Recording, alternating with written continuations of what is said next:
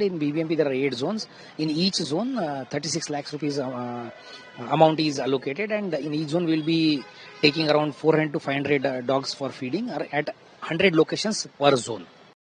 See, street டாக்ஸ்னாவே தலை தெரிச்சு ஓடுற அஃபிஷியல்ஸ் மத்தியில் பெங்களூரு கர்நாடகாவில் இருக்கிற பெங்களூர் சிட்டி முனிசிபாலிட்டி வந்து இங்கே உள்ள 5000 டாக்ஸுக்கு ஹோம்லெஸ் டாக்ஸுக்கு டெய்லி ஹெல்தியான சிக்கன் மீல் கொடுக்கறதுக்கு ஒத்துக்கிட்டு இருந்திருக்காங்க. இதற்காக நம்ம தலைவணங்கி அவங்களுக்கு நன்றியை தெரிவிச்சுக்கலாம்.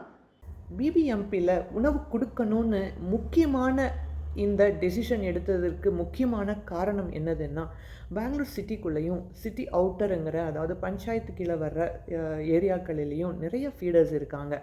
எஸ்பெஷலி பெங்களூர் பிபிஎம்பிக்குள்ளே நிறைய பேர் இருக்காங்க. ஆனால் சில முனிசிபாலிட்டி ஏரியாவில் ஃபீடர்ஸ் வந்து கம்மியாக இருக்காங்க. அந்த கம்மியாக இருக்கிற சம் ஏரியாக்களில் என்ன ஆகுதுன்னா, அங்கே இருக்கிற பப்பிக்கு பசிக்கும்போது அவங்களுக்கு உணவளிக்கிறதுக்கு ஆட்கள் இல்லாததுனாலையும் உணவு கிடைக்காததுனாலையும் அவங்க உணவு தேடி வேறு இடத்துக்கு போகிறாங்க. இதனால் அவங்களுக்கு ஒரு கோப உணர்வும் அவங்கள ப்ரொடெக்ட் பண்ணிக்கிறதுக்காக ஒரு கோபமாகவும் அந்த பசியில் கோபம் வரதான் செய்யும். அப்புறம் தூக்கம் இல்லாமல் அவங்க ஃபுட்டை தேடுறதுனால பசியிலே இருக்கிறதுனால அங்கே இருக்கிற டாக்ஸ் எல்லாம் கொஞ்சம் அக்ரெசிவாக இருக்காங்க. அப்புறம் அங்கே இருக்கிற டாக்ஸுக்கு அக்ரெசிவ் ஆகிறதுனால அங்கே இருக்கிற மனிதர்களும் அந்த டாக்ஸை பார்த்து பயப்படுறாங்க. அவங்களுக்கு தெரியல என்ன பண்ணுறதுன்னு தெரியல. டெய்லி நம்ம பப்பீஸுங்களுக்கு ஃபுட்டு போடுறதுக்கு ஒரு வருஷத்துக்கு 2,88,00,000 ஒதுக்கியிருக்காங்க. சக்ஸஸ்ஃபுல்லாக பண்ணுவாங்கன்னு நினைக்கிறேன் நான். இந்த உணவு வழங்கும் திட்டத்தினால பெனிஃபிட் ஆகிறது பப்பீஸ் நாய்கள் மட்டும் இல்லை, மனிதர்களும் தான். உணவு வழங்கும் போது அந்த இடமே ஒரு பாதுகாப்பான பிளேஸாக மாறிடும். ஏன்னா பசிச்சிட்ருக்கிற நாய்கள் அதாவது டாக்ஸு தான் இங்கேயும் அங்கேயும் போகும்போது அவங்களுக்கு அந்த பசி தாங்க முடியாமல் ஆக்ரோஷமாக ஆவேசமாகவும் சுற்றிட்டுருப்பாங்க. அங்கே இருக்கிற நாய்களை மேனேஜ் பண்ணுறதுக்காக அவங்க கூட எப்படி ஃபைட் பண்ணணுங்கிற மூட்லேயே அவங்க சுற்றிட்டுருப்பாங்க. இதே அவங்களுக்கு உணவு கொடுத்துட்டாங்கன்னா அவங்க ஒரு இடம் விட்டு இன்னொரு இடம் போகாமல் அவங்க இருக்கிற இடத்துலையே உணவு கிடைக்கிற இடத்துல சைலண்ட்டாக படுத்து தூங்கிடுவாங்க. அதே மாதிரி எல்லா இடத்துலையும் உணவு கிடைக்கும்போது அந்தந்த பப்பிங்க அந்த இடத்துலையே அமைதியாக மூவ் ஆகாமல் இருப்பாங்க. இந்த உணவு வழங்கும் திட்டத்தின் மூலமாக மனிதர்கள் வந்து நாய்கள் கிட்ட பக்கத்துலேயே இருப்பாங்க. அதாவது நாய்கள் நம்மளை பார்த்து பயப்படாமல் பக்கத்துலேயே இருப்பாங்க. அதனால் தடுப்பூசி அதாவது வேக்சினேஷன் போடுறதும் அவங்களுக்கான ஸ்டெரிலைசேஷன் குடும்ப கட்டுப்பாடு ஆப்ரேஷன் பண்ணுறதும் ரொம்ப சுலபம். அது மட்டும் இல்லைங்க, இந்த அனிமல் ஹியூமன் கான்ஃப்ளிக்ட்ஸ் அதாவது மனிதர்களும் விலங்குகளும் பிரச்சனை வந்து மனிதர்கள் வந்து விலங்குகளை துன்புறுத்துறது, விலங்குகளால் மனிதர்களுக்கு பிரச்சனை ஆகிறது, இந்த மாதிரி பிரச்சனையை வந்து சால்வ் பண்ணி சமூக வாழ்க்கை நல்ல சுமூகமாக போகும் அப்படிங்கிறதையும் பாம்பே ஹைகோர்ட்டில் ப்ரூவ் பண்ணி இன்சிஸ்ட் பண்ணியிருக்காங்க இதை ஃபாலோ பண்ணுறதுக்கு. பெங்களூர் டாக்ஸுக்கு ஃபுட் கொடுக்கறதுலேருந்தே நம்ம புரிஞ்சுக்கலாம், இங்கே உள்ள ஒரு கவர்மெண்ட் அஃபீஷியல்ஸ் வந்து நாய்களையும் தன்னுடைய கம்யூனிட்டியில் சேர்த்துக்கிட்டாங்கன்னு நம்ம புரிஞ்சுக்கலாம்.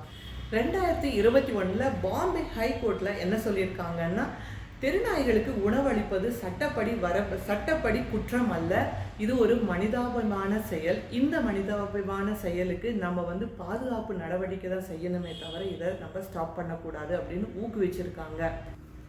இந்த இனிஷியேட்டிவ் மூலமாக டாக்ஸ் எல்லாருமே சாந்தமாக சாப்பிட்டுட்டு அவங்க இடத்த வந்து கார்டு பண்ணுவாங்க. அப்புறம் யாரையும் தொந்தரவு பண்ண மாட்டாங்க. அவங்களுடைய அக்ரெசிவ் பிஹேவியர் அதாவது கோவப்படுற பிஹேவியர் வந்து நல்லாவே குறைஞ்சிரும். அப்புறம் டாக் பைட்ஸ், ஒரு கோபத்தினால வர டாக் பைட்ஸ், பசினால் வர டாக் பைட்ஸ், இது எல்லாமே அவாய்ட் ஆயிரும். ஒன்ஸ் அவங்க தூங்க ஆரம்பிச்சிட்டாங்கன்னா அவங்களுக்கு 18 மணி நேரம் தூக்கம் வரும், வயிறு நிறைஞ்சாவே தூங்கிடுவாங்க. இப்போது பெங்களூர் இந்த ஃபீடிங் அனௌன்ஸ்மெண்ட் பண்ணதுக்கு பின்னாடி நிறைய மனிதர்கள் வாலண்டியர்ஸ் எத்தனையோ பேருடைய சாக்ரிஃபைஸ் இருக்குது. பல வருடங்களாக விடாமல் அவங்க அத்தாரிட்டிஸை அப்ரோச் பண்ணதுனால தான் இன்றைக்கி இந்த மாதிரியான ஒரு பெரிய மூமெண்ட் நடந்திருக்கு. இந்த இந்தியாவிலேயே முதல் தடவையாக இவங்க வந்து பெங்களூரில் வந்து இந்த மூமெண்ட்டை எடுத்துகிட்டு வந்திருக்காங்க. இந்த ஃபுட்டு கொடுக்குற திட்டத்தை எடுத்துகிட்டு வந்திருக்காங்க.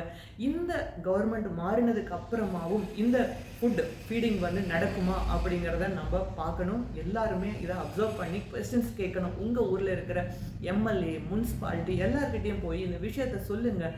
அவங்களுடைய ரெஸ்பான்சிபிலிட்டிஸை நீங்கள் எடுத்து சொல்லுங்கள். அவங்க மறந்த மாதிரியும் தெரியாத மாதிரியும் ஆக்ட் பண்ணால் கூட நீங்கள் தான் இதை வந்து நம்மளை மாதிரி எல்லாரும் தான் போய் கதவை தட்டணும். தண்ணி வரலைன்னா நம்ம எப்படி முனிசிபாலிட்டி கிட்ட போய் கொஸ்டின் கேட்குறோமோ, தண்ணி கொடுக்க வைக்கிறோமோ, அது மாதிரி தான் இந்த விஷயத்தையும் நீங்கள் செய்யணும்னு நான் வேண்டிக்கிறேன்.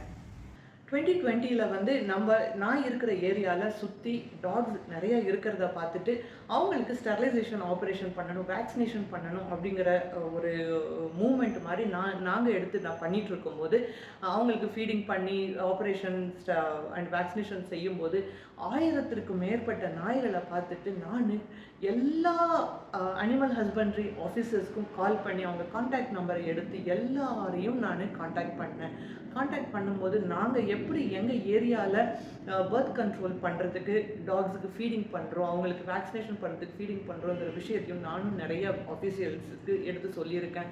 அப்போ அவங்க சொன்ன விஷயம் என்னென்னா, மேனகா காந்தி மேம் எல்லாம் வந்தாங்க, இது வந்து பல வருடங்களாக ஒரு 15-20 வருடங்களாக நாங்கள் இதை பிளான் பண்ணிகிட்ருக்கோம், நம்ம சீக்கிரமாக இவங்களுக்கு வந்து ஃபீடிங் அண்ட் ஸ்டெரிலைசேஷன் எல்லாம் பண்ணணும் அப்படிங்கிற ஒரு அஃபிஷியல் என்கிட்ட ஒரு விஷயத்த ஷேர் பண்ணாங்க. எல்லாருமே ஓப்பனாக தான் இருந்தாங்க. நான் நிறைய பேர்கிட்ட பேசினேன், எல்லாருமே ஏதாவது செய்யணும் டாக்ஸுக்குங்கிற விஷயத்தை தான் அனிமல் ஹஸ்பண்ட்ரி டிபார்ட்மெண்ட்ல இருந்து எனக்கும் சொன்னாங்க. அதனுடைய ஒரு ப்ரெஷர் தானோ, கம்பேஷன் உள்ள மனிதர்கள் நிறைய பேர் இந்த அனிமல் ஹஸ்பண்ட்ரியில் இருந்ததுனாலன்னு தான் நினைக்கிறேன். இப்போது இந்த மாதிரியான சுலார்கர் மாதிரியான ஒரு ஆஃபீஸர்கிட்ட போய் எடுத்து சொல்லி இந்த விஷயத்தை வந்து அப்ரூவ் பண்ண பார்த்துருப்பாங்கன்னு நினைக்கிறேன். இந்த விஷயத்த டாக்ஸுக்கு ஃபுட்டு கொடுக்கணுங்கிற விஷயத்த இனிஷியேட் பண்ண சுரால்கர் அவங்களுக்கு நம்ம ஒரு பெரிய நன்றி சொல்லிக்கலாம். இந்த மாதிரி கருணை உள்ளம் கொண்ட மனிதர்கள் ஒரு நல்ல பொசிஷனில் வரும்போது நிறைய விஷயங்களை அவங்களால மாற்ற முடியும். அந்த அனிமல் லாஸை காப்பாற்றுறதாகட்டும், அந்த கருணையை வந்து மனிதர்கள் இங்கே இருக்கிற பப்ளிக் நடுவில் எடுத்துகிட்டு வர்றதாகட்டும், அப்புறம் பனிஷ்மெண்ட் அனிமல்ஸுக்கு க்ரூயல்ட்டி பண்ணுறவங்களுக்கு கொடுக்குற பனிஷ்மெண்ட் ஆகட்டும், இது எல்லாத்தையுமே இவங்களால தான் நல்ல ஒரு ரெஸ்பான்சிபிளாக ஒரு நெக்ஸ்ட் லெவலுக்கு எடுத்துகிட்டு போய் அவங்களுக்கு அனிமல்ஸுக்கும் வாழ தகுதி இருக்குது இந்த உலகத்தில் அப்படிங்கிறத புரிய வைக்கிறதுக்கு ஹெல்ப்ஃபுல்லாக இருப்பாங்கன்னு நினைக்கிறேன். எங்கள் ஏரியாவில் இந்த ஃபீடிங் அண்ட் வேக்சினேஷன், ஸ்டெரிலைசேஷன் அப்புறம் பண்ணுறது, பஞ்சாயத்து கூட பேசுகிறது, இதெல்லாம் நான் ஆல்ரெடி பண்ணிகிட்டு இருந்ததுனால இன்னொருத்தர் இதே மாதிரி பண்ணுற ஒருத்தர் வந்து நம்ம குழந்தைங்களுக்காக ஒரு வாய்ஸ் கொடுக்கணும் அப்படின்னு ப்ரொட்டஸ்ட் பண்ணாங்க. அனிமல் ரைட்ஸ்க்காக ப்ரொட்டஸ்ட் பண்ணும்போது நானும் பெங்களூரில் உள்ள ஃப்ரீடம் பார்க்கில் போய் 2 தடவை ப்ரொட்டஸ்ட்டில் நான் பார்ட்டிசிபேட் பண்ணியிருக்கேன். இது வந்து நம்மளால் முடிந்த வரைக்கும் இதை பார்ட்டிசிபேட் பண்ணி நம்ம முன்னாடி எடுத்துகிட்டு போய் இது ஒரு டாப்பிக்காக கன்வெர்ட் பண்ணணுங்க. டாக்ஸுங்கிறத ஒரு டாப்பிக்காக நம்ம கன்வெர்ட் பண்ணுறதுனால நமக்கு தெரியாது, ஏதாவது ஒரு இந்த மாதிரி மிராக்கிள்ஸ் நடக்க வாய்ப்புகள் இருக்குது. ஆனால் மிராக்கிள்ஸ் சடனாக நடக்காது, அதுக்கு பின்னாடி நிறைய பேருடைய சாக்ரிஃபைஸ் இருக்குது. இந்த வீடியோ பார்த்து உங்கள் அனைவருக்கும் ரொம்ப நன்றி. தேங்க்ஸ் ஃபார் வாட்சிங்.